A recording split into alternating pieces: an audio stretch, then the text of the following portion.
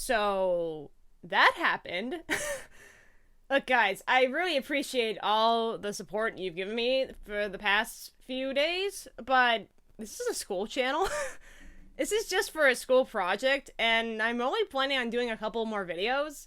So yeah, I don't plan on doing much else, but I really appreciate it, so this next video is discussing a semi-controversial topic, and well, I dislike Sun and Moon.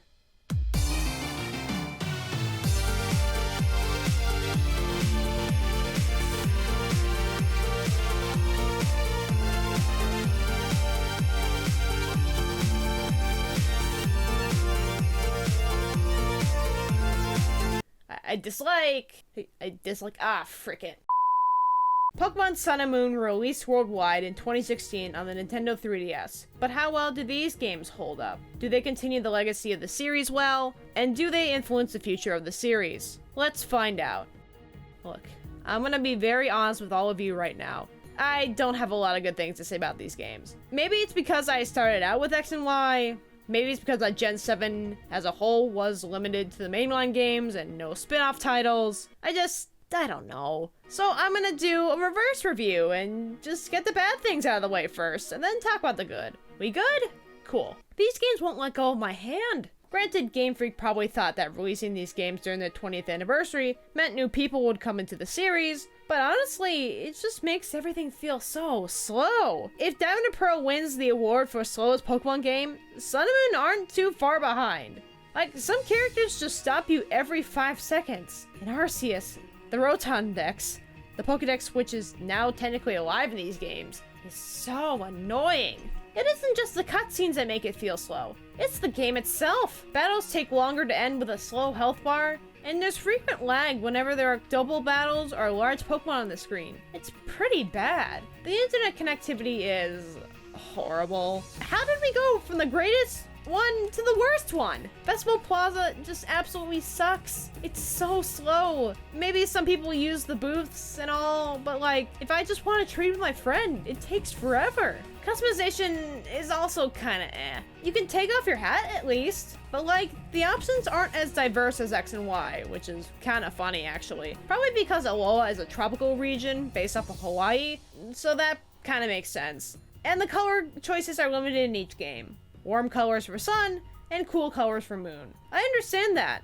but like, I just want to be able to wear blue clothes. Or like, any color clothes I want for that matter. They changed it up in this gen with the new gimmick and the mainline goal. Z-moves were introduced, and honestly, I think most people will say that they could live without them. They're the worst gimmick so far, not just because they're kinda there.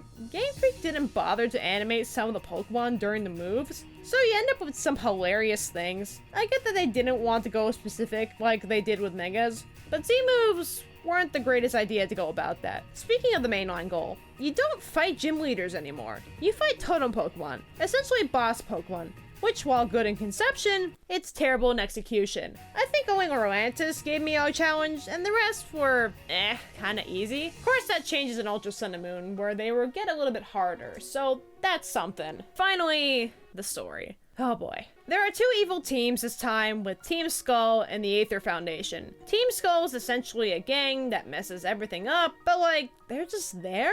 At least the lower members. So they're just kind of eh. Guzma and Pomeria are good at least. Plus, they also unfortunately set off the trend of joke evil teams, so that kind of sucks. The Aether Foundation... okay. Basically your generic evil team, but if Team Plasma semi-ran it. I say semi because this is an N supposedly running the show. It's Getsus, but more insane, and it's Lusamine. I'll get into her later because she's actually really good, but the rest, okay. Wick is kind of there, Faba is, yeah, and Ultra Beasts and whatever, okay. Lastly, How. How is... How? I don't find him that memorable, honestly.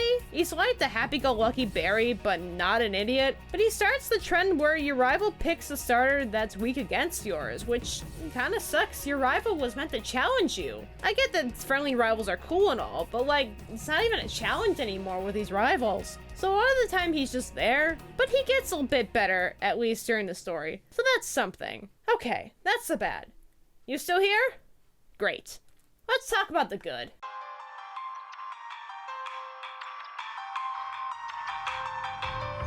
Holy freaking Arceus, what the heck is that? Okay, the other half of the story is great. Glutamine is utterly insane, fusing with an Ultra Beast, and it's a great battle. She definitely goes through a lot of development.